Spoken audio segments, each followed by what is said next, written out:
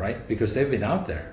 So we said, well, maybe we need to do another one then for the show. In the bright recording studios of Stockholm's famous music scene, there was a talented musician known for his perfect standards and skillful piano playing. This was Benny Andersson, the creative mind behind ABBA's unforgettable songs that people still love today. Benny wasn't just someone who wrote catchy pop songs that became popular around the world. He was also someone who strongly believed in traditional ways of making music. He had firm ideas about what real musicianship should be like, and these beliefs sometimes put him at odds with newer trends in the music industry. According to various stories and rumors from the music world, there were 7 different musical styles and approaches that supposedly didn't match well with Benny's artistic vision. The Swedish composer who created classics that everyone knows was famous for never compromising on melody and quality craftsmanship. These principles reportedly caused tensions with various industry trends and artists over the years. During a studio session in the late 1970s, Benny supposedly said that real music comes from the heart and from human hands. He believed that when machines start taking the place of real musicians, something important and essential gets lost in the process. For the man who helped build ABBA's success, several well-known artists and musical movements seem to represent exactly what he was against.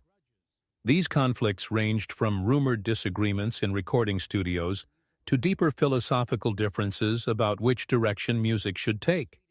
Some of these disputes were just whispered about in the industry, while others came to light through careful study of interviews and behind-the-scenes stories.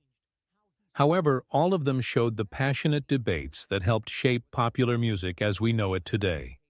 The Swedish pop factory conflict. One of the most surprising conflicts was allegedly with fellow Swedish musician Max Martin, the incredibly successful producer who worked with artists like Britney Spears, NSYNC, and The Weeknd. You might think that 2 Swedish music legends would get along perfectly, but according to industry rumors, this wasn't the case at all. The tension reportedly came from their completely different ways of writing songs. While Benny carefully developed ABBA's hits through detailed melody work and real instruments played by actual musicians, Martin's factory-style production methods supposedly bothered the ABBA legend greatly. Someone from the music industry supposedly compared it to the difference between a violin carved by hand and something made on a factory assembly line. The alleged friction became obvious when both musicians were being considered for a major Swedish music documentary. According to sources, Andersson refused to participate after learning that Martin would be featured prominently in the film. He reportedly said he didn't want to be connected with manufactured music. Interestingly, Martin has publicly praised ABBA's influence on his work, calling their songs perfect examples of how to make pop music. However, Andersson has reportedly never returned these compliments. Instead, he focuses his interviews on artists from his own generation, who he felt truly understood the craft of making music. Electronic dance music. Opposition. Benny allegedly had strong negative feelings about the entire electronic dance music movement. The man who helped define pop music in the 1970s supposedly saw EDM's synthetic approach as everything that was wrong with modern music.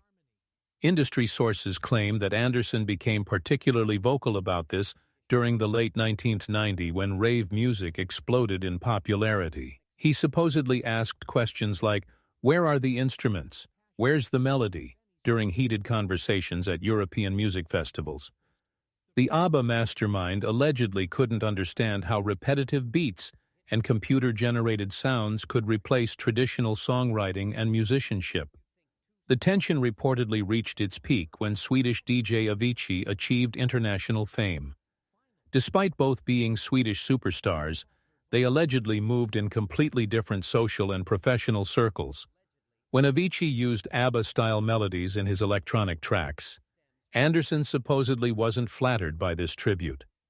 Instead, he was reportedly furious, with a studio engineer allegedly overhearing him say that Avichi was taking real music and turning it into noise. Even more telling when Eurovision asked both artists to contribute to anniversaries ARI celebrations. They reportedly had to schedule separate recording sessions to avoid any confrontation.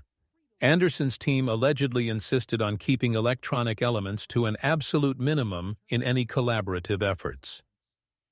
Contemporary R&B tensions. Another area of alleged conflict was with modern R&B's vocal gymnastics and complex arrangements. The man who believed in pure, accessible melodies supposedly found contemporary R&B's elaborate vocal runs and overly complicated production completely unnecessary and excessive. The conflict reportedly emerged during ABBA's brief consideration of working with American producers in the early 1980s. When presented with R&B-influenced demonstration recordings, Andersson allegedly walked out of the meeting, declaring the arrangements to be showing off nonsense that drowns out the actual song. Industry insiders claim that his criticism wasn't racially motivated, but was purely about the music itself. A former music executive supposedly revealed that Andersson kept asking why artists needed 17 vocal layers when one perfect vocal line would accomplish the same goal much more effectively. Andersson allegedly believed that R&B artists were hiding weak songs behind vocal acrobatics and technical showmanship. The tension supposedly intensified when Whitney Houston's massive success dominated the charts during ABBA's final active years. While the world celebrated her incredible vocal abilities, Andersson reportedly remained unimpressed, allegedly telling a Swedish journalist that technical skill without emotional restraint is just noise. Heavy metal bewilderment. Benny's alleged complete confusion with heavy metal's aggressive approach to making music represents another significant conflict. For someone who crafted gentle melodies and beautiful harmonies, metal's wall of distorted sound reportedly represented musical chaos and confusion. Again, the story goes that during a Swedish music industry event in the early 1980s, Andersson witnessed a metal performance and allegedly told his companions that the performers weren't playing music, but the philosophical divide allegedly deepened when Swedish metal bands began achieving international success. While fellow Swedes celebrated their country's musical diversity and global reach, Andersson reportedly remained skeptical and unconvinced. He supposedly remarked during a radio interview that volume doesn't equal emotion, though he quickly clarified that he wasn't targeting specific artists. Industry sources claim that Andersson's discomfort with metal extends beyond just the sound itself. The aggressive stage presence, dark imagery, and rebellious attitude allegedly contradicted everything he believed music should represent. A close associate supposedly quoted him as saying that music should bring people together, not tear them apart. Punk rock philosophy clash. The conflict with punk rock's entire philosophy represents a fundamental clash of worldviews.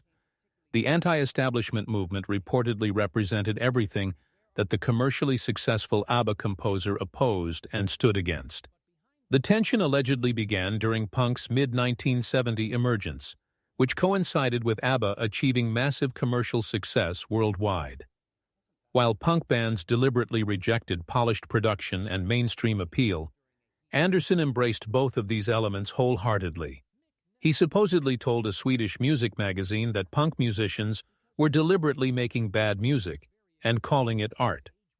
Industry insiders claimed that the conflict became personal when punk musicians began specifically targeting ABBA as symbols of commercial sellout and everything wrong with popular music. The famous dismissal of disco and pop music allegedly particularly hurt Andersson, who viewed ABBA's success as validation of superior songwriting and musical craftsmanship.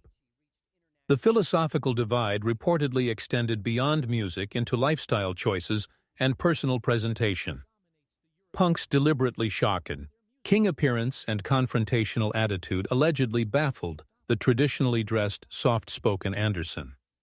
A studio colleague supposedly overheard him saying that music should elevate people, not shock them or make them uncomfortable. Disco association.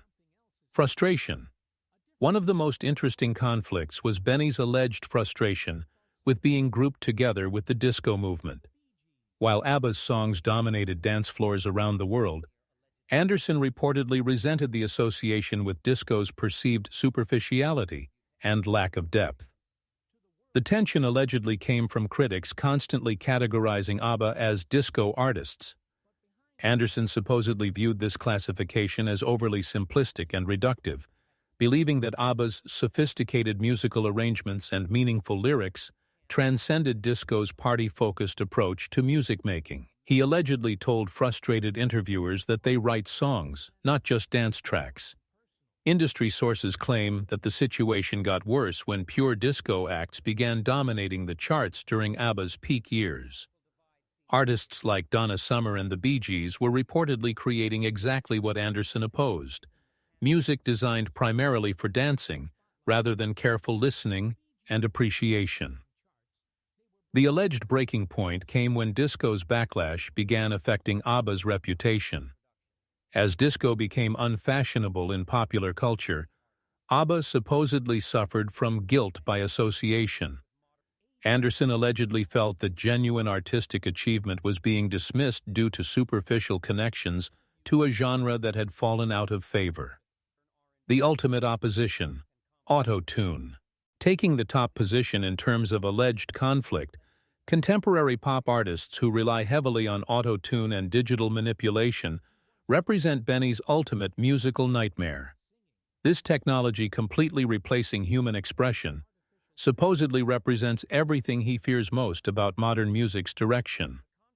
The conflict reportedly intensified during the late 2010s through autotune explosion. When artists using heavily processed vocals dominated the charts, Andersson allegedly viewed this as music reaching its lowest possible point. He supposedly told a close friend that these performers weren't singers anymore, but had become computer programs. Industry insiders claim that Andersson's frustration peaked when younger Swedish artists began adopting autotune techniques. Seeing his homeland's musical heritage potentially corrupted allegedly prompted rare public criticism from the usually diplomatic composer. The philosophical battle allegedly represents everything Andersson opposes: artificial enhancement over natural talent, technology over humanity, and production tricks over genuine emotion. A former collaborator supposedly quoted him as saying that music should come from the soul, not from a software program. Most tellingly, when asked about modern pop music's direction in recent interviews, Andersson allegedly responds with visible discomfort, quickly redirecting conversations toward classical composers or traditional folk musicians. The auto-tune revolution apparently represents his worst fears about music's future, symbolizing what he sees as the death of authentic musical expression.